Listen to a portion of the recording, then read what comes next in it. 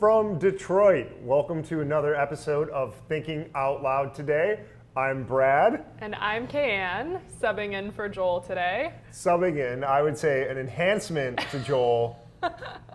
I will try. Do we want to tell them what the story is with Joel?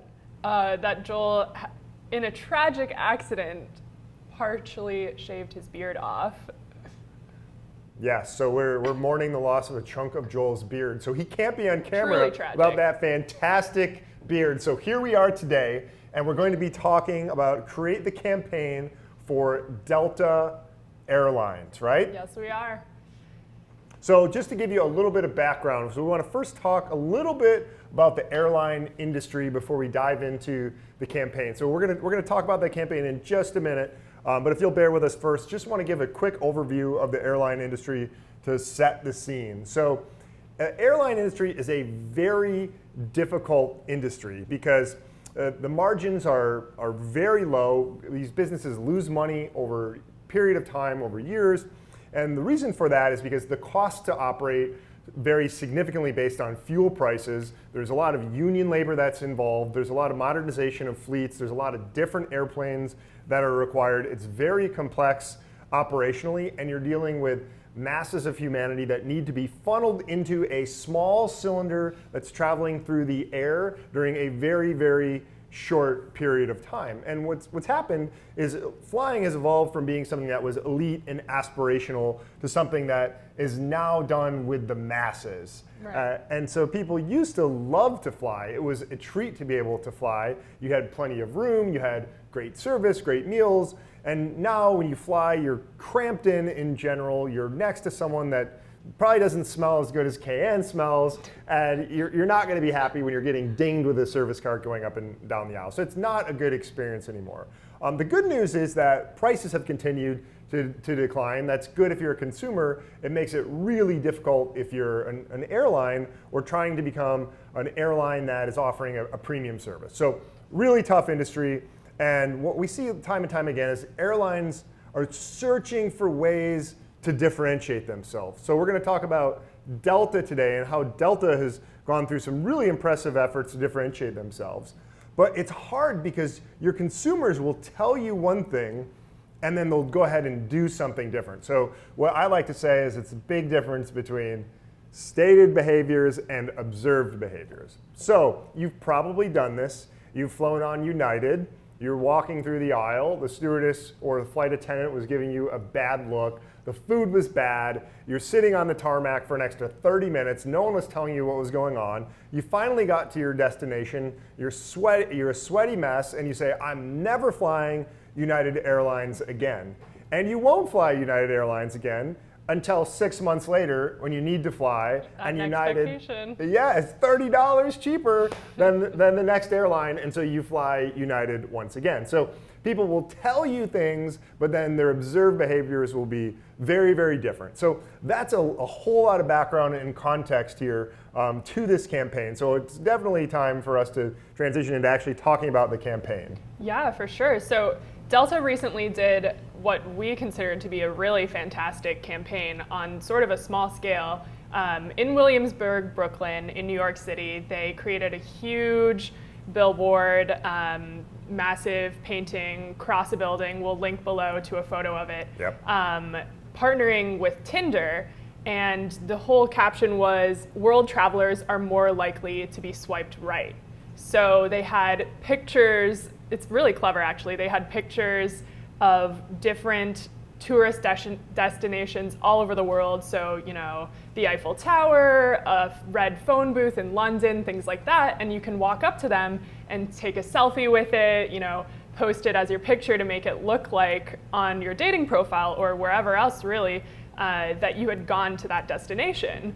And it was really clever, cheeky a little bit, and really appealed to millennials and younger people who are really hip to that kind of thing. And you know, obviously Brooklyn, it doesn't really get hipper than that.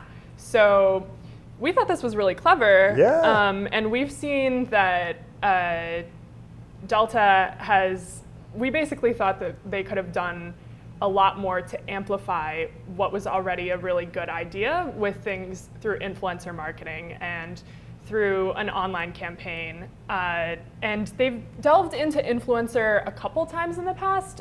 In 2015, they made a safety video with 25 of the top YouTube celebrities. Yes, they're interneting with the internet. Well, something like that, where they're just trying to be the top internet safety video, which I think they accomplished with that. Yeah, and it went viral. Tons of people watched it. It's pretty funny as well. It's got not necessarily influencers, but it has like Annoying Orange. Who else is in there? Yeah, a lot Keyboard of memes. Cat, Charlie Bit My Finger kids, I think, are in there. Right, the big finger clicker that is on your trackpad. Yeah, lots of more. There are a couple influencers as well. Gavin Free from the Slow Mo Guys is in there, but really it was a little bit more of focusing on meme culture. So we know that they understand the power of influencers and have kind of delved into it a little bit before, but we think that they could have done a lot more on this campaign in particular. So let's dive into that a little bit, Can. So we see that Delta is now partnering with Tinder, a very mainstream brand that people think is kind of edgy and people are drawn to it because it's very engaging. Right. And we've seen they've worked with these YouTube influencers to a limited degree. Like, what is the association? Like, why is it that airlines are trying to have this association with these cutting edge YouTubers? Why is it they're trying to, like, okay, we're internet cool, we're partnering with Tinder? Like, what is it that they're trying to accomplish with this? Yeah, absolutely. I mean, I think millennials, people in younger generations don't basically make their decisions with airlines based on price and not much else, and so it's pretty hard to differentiate, and we don't have a ton of brand associations with these different airlines up until this point. Like, I couldn't really tell you the difference between United and Delta. I don't know. Right. No, it doesn't matter to me at all. And so anything an airline can do to be a little bit hipper or cooler in just their campaigns or their branding or the way that they present themselves might actually make the difference and move the needle. So yeah, it doesn't take much to differentiate. I mean, it's a very commoditized market where we see United, American, Delta are very similarly regarded by the public. And if you can just inch it ahead just a little bit, that's going to make a huge difference. And we've actually seen results where Delta's extremely profitable, making over $4 billion in the year. So that's fantastic. Kudos to Delta for finding a way to differentiate themselves. Yeah. But you said that we think that there's something we could have done a little bit different if we were working with Delta on this. So how would you have recommended Delta work with influencers differently? I know I certainly have some ideas too, but would love to hear your thoughts. Yeah, definitely. I think there's a couple different ways they could have gone about it. First of all, definitely working with travel influencers. So we work with a bunch of travel influencers on YouTube who spend all of their time traveling the world, showing people different places around the world, and partnering with one of them, either sending them to Williamsburg to take a picture at this Tinder wall, and then actually going to one of the places that they took the picture with. Can you imagine that cut? Like, cut from this picture of me with this painting of the Eiffel Tower to me in front of the real Eiffel Tower. Right. That would have been really cool. And also totally amplified the message that they're giving to the entire audience of the travel influencer.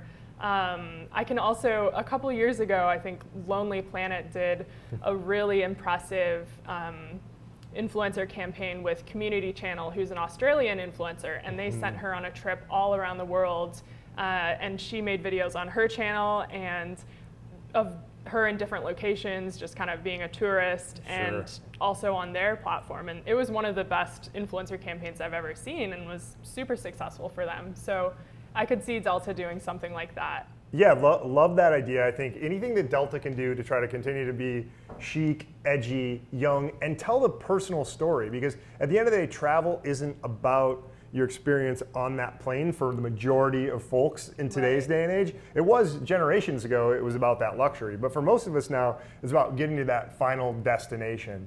And so when you see Delta showing all these these wonderful photos on a building in Williamsburg, it's really cool to be able to think about being in that final location. And if you can have those influencers be there and even try to contrast their experience between actually traveling with being at this amazing final destination. And I think there's a lot of power there to tell that personalized story. It's the story, it's the experience, and it also is honestly capitalizing on how that makes you look.